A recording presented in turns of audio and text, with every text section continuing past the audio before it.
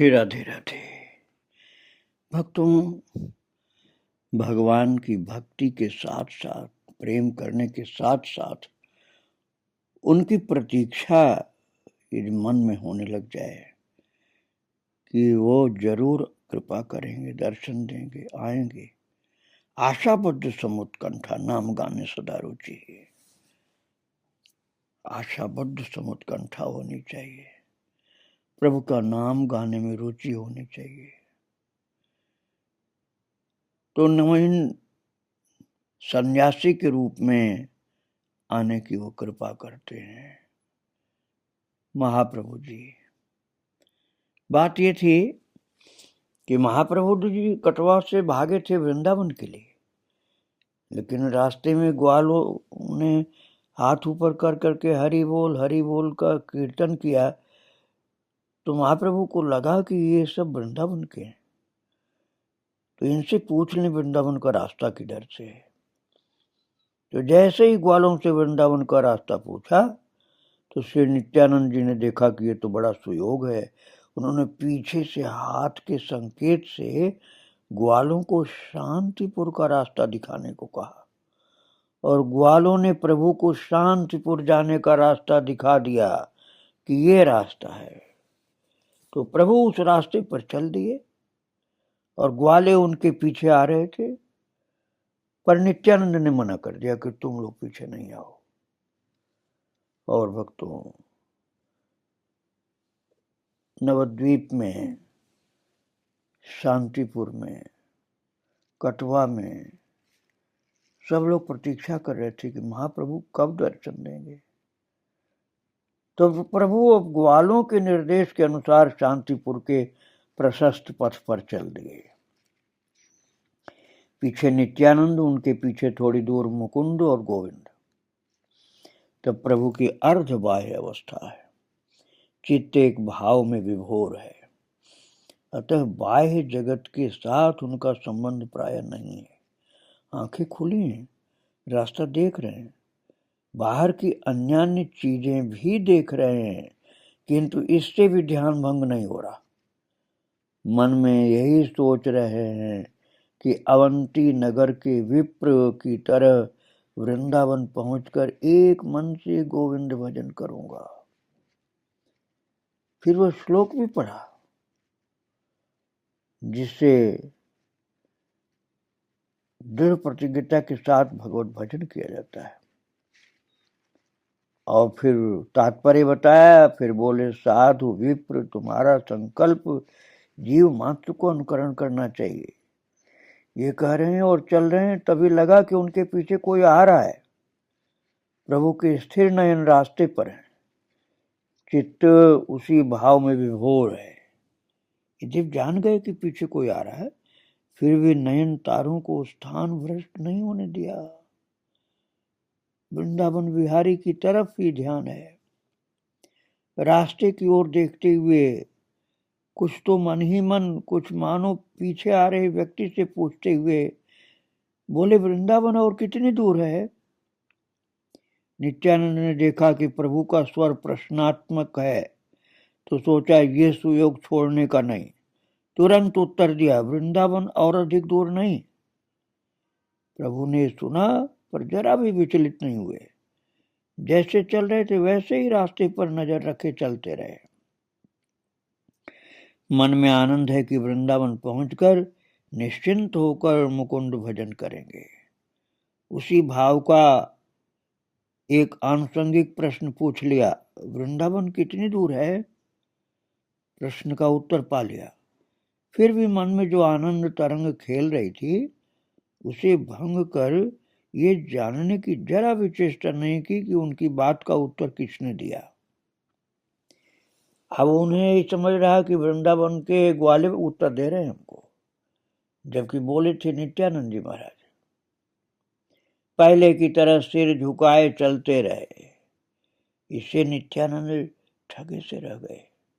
सोचा था कि उत्तर दूंगा और प्रभु मेरा कंठ स्वर सुनेंगे, तो वे मेरी ओर देखेंगे, किंतु प्रभु ने नहीं देखा। अब सोचने लगे, प्रभु को शांतिपुर ले जाने का ये सुयोग है, अब इसके लिए विशेष चेष्टा करनी होगी। प्रभु के तौर तरीके के जैसा वे जानते हैं वैसा और दूसरा कोई नहीं जानता है। नित्यानंद से ज्यादा जानकारी किसी को नहीं। वे समझ गए कि प्रभु को जितनी चेतना हुई है उससे वे उन्हें पहचाने तो पहचान भी सकते हैं। इसलिए अब परिचय देना ही उचित है। वे द्रुतगति से प्रभु के आगे गए और रास्ता रोककर खड़े हो गए। बोले, मैं नित्यानंद। इस तरह मैं नित्यानंद कहकर उन्होंने कितनी बार, कितनी तरह से, कितना चीख कर प्रभु को अपनी उपस्थिति बताई है, पर प्रभु को सचेत नहीं कर पाए। अब सामने खड़े होकर निताई ने जब अपना परिचय दिया तो प्रभु ने सिर ऊपर किया, नहीं तो निगाह अब तक जमीन पर ही थी, और कमल नयनों से अब नित्यानंद की ओर देखा। दोनों भाइयों की आंखें मिली। सोचिए, सन्यास के बाद ये पहली भेंट थी, और सोचिए कि निताई ने खोया धन पा लिया। उन्हें लगा कि चारों ओर अंधकार है, आंखों में शत धाराओं का जल और कंठ में बड़े वेग से क्रंदन का रव आने को हो गया। इससे संभवतः प्रभु को निपट बाह्य ज्ञान हो जाए, पर इससे उनकी जो योजना थी उसमें विघ्न पड़ने की संभावना थी। यही सोच करके निताई ने स्वयं ईश्वर अतएव बड़े शक्तिधर होने के कारण मन को वश में कर लिया। अपने चेहरे पर ऐसा कोई चिन्ह नहीं आने दिया जो चित्त का विचलित होना बताए। प्रभु ने मुंह ऊपर कर श्री नित्यानंद की ओर देखा और देखते ही नहीं पहचान पाए। बस इतना ही समझ में आया कि आदमी परिचित है, इसे पहले देखा है, पर इस बात का ठीक निर्धारण नहीं कर पाए कि कहाँ देखा है और ये कौन है। इसलिए निताई के चेहरे पर दो विस्फारित नेत्र टिकाकर उन्हें पहचानने की चेष्टा करने लगे। निताई ने प्रभु का भाव समझकर फिर कहा, प्रभु पहचान रहे हैं, मैं तुम्हारा नित्यानंद हूं। तब प्रभु थोड़ा पहचान पाए, हल्का सा। बोले, जाने पहचाने से लग रहे हो, श्रीपाद हो ना? तब निताई ने हाथ जोड़कर कहा, मैं वही अधम हूं, मैं तुम्हारा नित्यानंद ही हूं। इस पर प्रभु आश्चर्यान्वित और आनंदित होकर बोले, तुम श्रीपाद ही तो हो, तुम यहां कैसे आए? मैं वृंदावन जा रहा हूं, तुमने मुझे पकड़ा कैसे? मैं कुछ नहीं समझ पा रहा। और भक्तों, इस डर से कि पूरा बाह्य ज्ञान हो जाए, निताई अधिक बात न करके केवल यही बोले, आप चलिए बताता हूं। लोगों से सुना कि आप वृंदावन जा रहे हैं, इसलिए मैं भी आपके पीछे पीछे लग गया। दौड़ते दौड़ते जान निकल गई, अब जाकर आपको पकड़ पाया। चलिए बात करते करते चलते हैं। प्रभु तब अतिशय आनंदित होकर बोले, आनंद विभोर हो गए प्रभु की वृंदावन जाने का सही रास्ता मिल गया। बोले, बहुत ही अच्छा, बड़ी अक्लमंदी का काम किया। चलो अब हम दोनों वृंदावन जाकर निर्जन में एक मन से भगवान का भजन करेंगे, मुकुंद का भजन करेंगे। प्रभु अधिक बात करें, ये निताई की इच्छा नहीं थी, तो बोले, यही उत्तम युक्ति है, आप चलिए, बातें करते करते चलेंगे। अब प्रभु चलने लगे, आगे निताई, पीछे प्रभु। निताई रास्ता दिखाते जा रहे हैं। सोचते हैं कि इसी तरह प्रभु को बुलावा देकर एकदम गंगा किनारे ले जाएंगे। 2-4 कदम चलते ही प्रभु पूछते हैं, श्रीपाद, श्री कृष्ण मुझे दर्शन तो देंगे? निताई सोचने लगे, फिर भाग्य में आग लगी। फिर श्री कृष्ण चर्चा आरंभ हुई तो पहले की तरह घोर विह्वलता आ बैठेगी। अतः प्रभु की बात पर सहानुभूति न दिखाकर बोले, अभी वो सब छोड़ो, पहले वृंदावन चले। वहां पहुंचकर युक्ति सोचेंगे कि कृष्ण के दर्शन कैसे मिले। निताई प्रभु को कभी आप कभी तुम ऐसे कहते थे, और प्रभु सिर झुकाए रास्ते की ओर देखते हुए चल रहे हैं। थोड़ा चलने के बाद फिर कहते हैं, श्रीपाद, वृंदावन पहुंचकर मैं क्या करूंगा? बोले, बताता हूं, माधुकरी करके जीवन यापन करूंगा। खुद बोले, गौरांग महाप्रभु खुद ही बोले रुककर, माधुकरी करके जीवन यापन करूंगा। माधुकरी का मतलब होता है भिक्षा करके। भक्तों, अब कई लोग नाम मधुकरी के बोलते हैं और दुकानदारी करते हैं कि ये मधुकरी है, ये ले लो, खरीद लो। तो खरीदने वाली मधुकरी नहीं होती, भिक्षा मांगना होता है मधुकरी में, खरीदा नहीं जाता है। तो उस समय भिक्षा खरीदी नहीं जाती थी, मांगी जाती थी। माधुकरी करके जीवन यापन करूंगा, महाप्रभु बोले। और क्या करूंगा बताता हूं। जय राधे श्री राधे कहकर राधा कुंड की रज में लोटपोट करूंगा।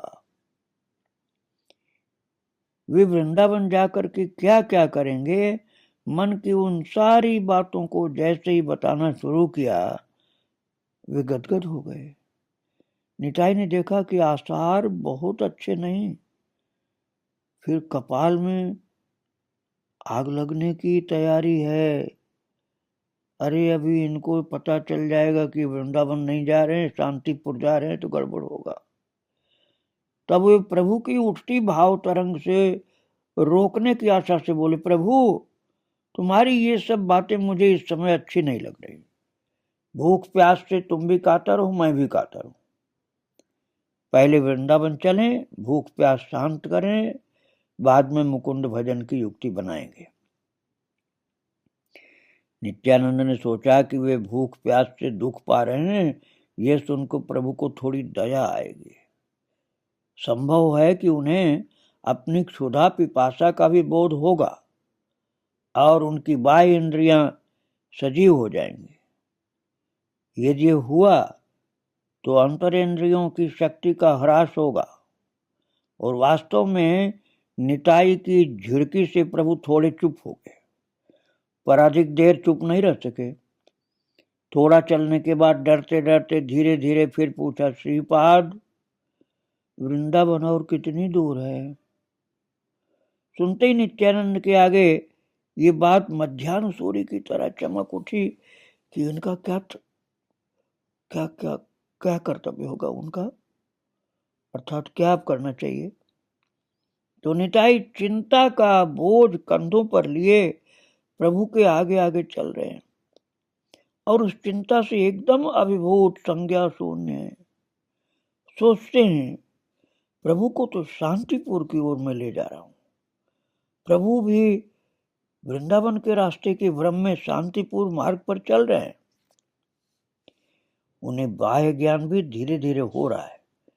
वे यदि एक बार मुंह ऊपर करके सूर्य की ओर देखें तो तुरंत समझ जाएंगे कि दक्षिण पूर्व में चल रहे हैं। वे यदि जान गए कि उन्हें बुलावा देकर शांतिपुर की ओर ले जा रहे हैं तो स्वेच्छा में संभव है क्रोध करके वृंदावन की ओर कहीं जोर से दौड़ने लगा दें। नित्यानंद ने सोचा है कि कहीं घूम गए, ऐसा समझ गए कि शांतिपुर जा रहा हूं, वृंदावन नहीं, तो हो सकता है घूमकर वृंदावन की तरफ जोर से दौड़ लगा दें और मैं पकड़ ही न पाऊं। तो निताई इसी चिंता में अभिभूत हैं और तभी प्रभु ने पूछा, वृंदावन और कितनी दूर है?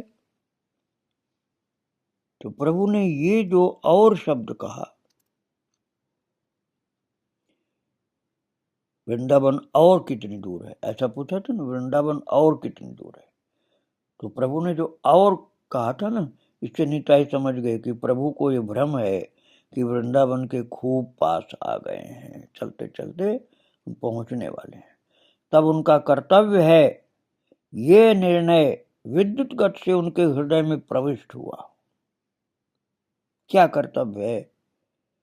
वे समझ गए कि प्रभु का ये भ्रम ही उनका सहायक होगा। बोले, और कितना दूर? वृंदावन अति निकट है। निमाई फिर चलने लगे। थोड़ा चलकर डरते डरते फिर बोले, श्रीपाद, वृंदावन खूब पास है कहा, पर कितने पास ये नहीं बताया। भक्तों, गंगा मैया के किनारे स्थित गांव के वृक्ष आदि दिखाई दे रहे थे। यहाँ तक कि काफी दूर एक वट वृक्ष भी देखने में आ रहा था। वो शांतिपुर के उस पार था। निताई ने कहा, प्रभु तुम थोड़ा और चलो, वृंदावन में आ गए ना। प्रभु कोई प्रतिक्रिया व्यक्त नहीं कर सिर झुकाए चलते रहे, और वहां से वट वृक्ष स्पष्ट दिख रहा था। निताई अपने आप से कहने लगे, वृंदावन में आ गए ना, आज ही वृंदावन पहुंचते हैं। ये सुनते ही प्रभु खड़े हो गए, नित्यानंद की ओर मुड़े। उनके चेहरे और बातों के भाव से निताई समझ गए कि वृंदावन इतना निकट है। इस बात पर प्रभु संपूर्णतः विश्वास नहीं कर रहे हैं। प्रभु ने कहा, अभी वृंदावन पहुंच जाएंगे? ये क्या? तुम्हारी बात मेरी तो कुछ समझ में नहीं आ रही। निताई बोले, मेरी बात समझने में परेशानी क्या है? फिर भी तुम्हें अच्छी तरह समझाता हूं। उस बड़े वृक्ष को देख रहे हो? प्रभु थोड़े ध्यान से देखकर बोले, हाँ है ना, शायद वट वृक्ष है। निताई ने कहा, और क्या? और उसके पास वो नदी देख रहे हो? वास्तव में वहां से गंगा का गर्भ थोड़ा देखने में आ रहा था। तो प्रभु ने फिर ध्यान देकर कहा, हाँ है ना वो नदी। वट वृक्ष और नदी क्या है? इस पर नित्यानंद थोड़े हंसकर बोले, अरे वो वृंदावन का बंसी वट है, और उसके आंगन में जाकर विश्राम करेंगे, और वह नदी है यमुना। भक्तों, वास्तविकता तो ये थी कि वो गंगा जी थी, लेकिन नित्यानंद ने गंगा जी नहीं बताया कि नहीं तो समझ जाएंगे कि मुझे वृंदावन नहीं ले जा रहा और कहीं ले जा रहा। तो बोले, वो तो देखो बंसी वट है वो, और वो यमुना जी है। ये सुनकर प्रभु इतने आश्चर्यान्वित हुए, आश्चर्य में इतना ज्यादा डूब गए कि पहले तो निताई की बात एकदम समझ ही नहीं सके। फिर धीरे धीरे उनकी बात का भावार्थ उनके हृदय में उतरा। तब वे अवाक से होकर निताई का मुंह देखने लगे, और ये समझने के लिए निताई विनोद तो नहीं कर रहे। निताई अविचलित रहे। प्रभु के मुंह से भी बोल फूटे, बोले, मैं तुम्हारी बात नहीं समझ पा रहा। गौरांग महाप्रभु बोले, मैं तुम्हारी बात नहीं समझ पा रहा। वो वृंदावन है? मुझे किसी तरह भी विश्वास नहीं हो रहा। मेरे भाग्य में क्या वृंदावन दर्शन है? और इतनी जल्दी वृंदावन पहुंचे भी कैसे? निताई ने कहा, प्रभु अभी तुम चलो, वंशीवट आंगन में विश्राम करके यमुना जल में स्नान करेंगे। थोड़ा तेज चलो, भूख प्यास से शरीर अवसन्न लग रहा है। जो महापुरुष होते हैं उनकी प्रकृति केवल विपरीत द्रव्यों से गठित होती है। उनका हृदय कुसुम से कोमल और वज्र से भी कठोर होता है। उनकी बुद्धि बृहस्पति से तीक्ष्ण और सरलता महाराज छोटे बच्चे की तरह से होती है। श्री निमाई चांद श्री निताई की सामान्य प्रवंचना से भुलावे में आ गए। जो उन्होंने बहका दिया, निताई ने वही निमाई समझ गए कि हाँ वृंदावन। कहने लगे, तुम आओ, मैं पहुंचकर यमुना में स्नान करता हूं। और इतना कहकर वे द्रुत वेग से भागे। उन्होंने थोड़ा आगे निकल कर, तो निताई निकल कर जब गए ना गौरांग महाप्रभु, तो निताई जान पाए कि तो बड़ी तेज भागे। तो निताई भी दौड़ गए फिर, और दौड़ने में निताई भी खूब पक्के, दोनों को ही पकड़ना मुश्किल, पर निताई को पकड़ना कुछ आसान है। भक्तगण इस बात को जानते थे। निताई की इच्छा थी कि प्रभु को लेकर गंगा के किनारे वृक्ष के नीचे विश्राम करेंगे। कारण ये था कि वे नहीं जानते थे कि श्री अद्वैत आ गए हैं कि नहीं। निताई के मन का भाव ये था कि यदि उन्हें श्री अद्वैताचार्य जी मिल जाते हैं तो वे दोनों प्रभु को शांतिपूर्वक अवश्य ले जा सकेंगे। विशेष बात ये कि निमाई अद्वैत को बहुत मानते थे, उनकी बात का लंघन प्राय नहीं करते थे, किंतु निमाई आनंद में उन्मत्त होकर दौड़े और निताई भी उनके पीछे भाग छूटे।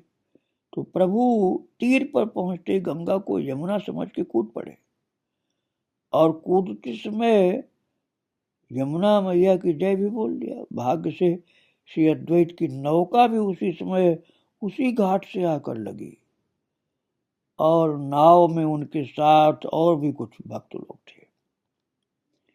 प्रभु स्नान करके किनारे आए और स्थिर होकर खड़े हुए, आंखें बंद हैं, दोनों हाथ सिर से लगे हैं, नयनों से आनंद धाराएं बह रही हैं। श्री अद्वैत उन्हें देखकर पहचान नहीं पा रहे हैं। मस्तक मुंडन हो जाने से प्रभु की आकृति थोड़ा बदल सी गई, फिर भी देखते हैं मानो एक सोने का सा विग्रह सामने खड़ा है। देखते हैं सुबलिष्ठ और प्रकांड देह, चौड़ा वक्षस्थल और मुट्ठी में आ जाए ऐसी क्षीण कर कटी कमर पतली सी, और देखते हैं कि शरीर में अमानुषिक तेज निकल रहा है। तब समझ पाए कि ये प्रभु ही हैं, और उनकी दशा देखकर श्री अद्वैत का हृदय विदीर्ण होने लगा। जिनके श्री पदों को वेदना होगी ये सोचकर के लोग नदिया के रास्तों पर फूल बिखेरते थे, जिन्हें हृदय में आंखों पर रखकर भी मन का वेग नहीं मिटता था, आज उनकी क्या दशा है। आज भी इस प्रकार से अनाथ की तरह से जंगल में भटकते हैं। और ये तो स्नान किया अभी इन्होंने, शीतकाल में स्नान किया है, शरीर से जल गिर रहा है, किंतु अंगोछा भी इनके पास नहीं। भीगा कौपीन पहने, उसे निकालें तो दूसरा वस्त्र नहीं पहनने का है। नवद्वीप में यदि वे कहीं खड़े होते तो शत शत लोग हाथ जोड़े उनके श्रीमुख की ओर देखते, आज्ञा की प्रतीक्षा करते। आज वे अकेले हैं, ऐसा कोई नहीं जो उनसे दो बातें करे। श्री अद्वैत सोचते हैं, हे वसुंधरे, ये तुम फटो तो मैं उसमें समा जाऊं, मुझे इतना दुख हो रहा है। मेरे प्रभु इस प्रकार से कोई सेवक के बिना ही चल रहे। श्री अद्वैत बड़े कष्ट से प्रभु के निकट आए, पर धैर्य का बांध टूट गया, वे चित्कार करके रो पड़े। प्रभु को तब गंगा में यमुना का भ्रम हो रहा है। वे यदि ये जानते तो संभव है कि धैर्य रखे रहते, रो करके उनकी उस भ्रम की अवस्था को हठात भंग नहीं करते। उन्हें नहीं पता था कि ये गंगा नहीं यमुना जी समझ रहे हैं, क्योंकि नित्यानंद जी ने उनको ऐसा भ्रमित कर रखा था कि गंगा किनारे ला करके यमुना जी बता रहे थे, नहीं तो वृंदावन ही जाते, आते नहीं शांतिपुर की ओर। यमुना में स्नान कर लिया, प्रभु इसी आनंद सागर में डूबे। श्री अद्वैत के अति कातर क्रंदन रव से उनका रस भंग और फलस्वरूप ध्यान भंग भी हुआ। उन्होंने आंखें खोली, देखते हैं सामने श्री अद्वैत